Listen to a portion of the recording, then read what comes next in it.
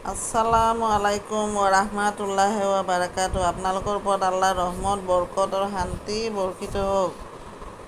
আউযু বিল্লাহি মিনাশ শাইতানিৰ ৰাজিম। বিসমিল্লাহিৰ ৰাহমানিৰ ৰাহিম। খেদা খোৱা শয়তানৰ প্ৰচলনিৰ পৰা আল্লাহ তুমি আমাক ৰক্ষা কৰা। পৰম কৰুণাময়, পৰম দয়ালু আল্লাহ তাআলাৰ নামত আৰম্ভ কৰোঁ। আজি সূৰা ৮টোৰ অৰ্থ এখন পৰ্বতৰ নাম। সূৰাটোৰ শেষৰ অংশ পঢ়ি শুনাব খুজিছোঁ। আশা কৰোঁ আপোনালোকে শুনি অশেষ সৱাব অৰ্জন কৰিব পাৰিব। ৪৬ নম্বৰ আয়াতৰ পৰা ৪৯ নম্বৰ আয়াতলৈকে। সেইদিনা সিহঁতৰ চক্ৰান্ত সিহঁতৰ কোনো কামত নাহিব আৰু সিহঁতক সহায় কৰিবলৈও কোনো আগুৱাই নাহিব।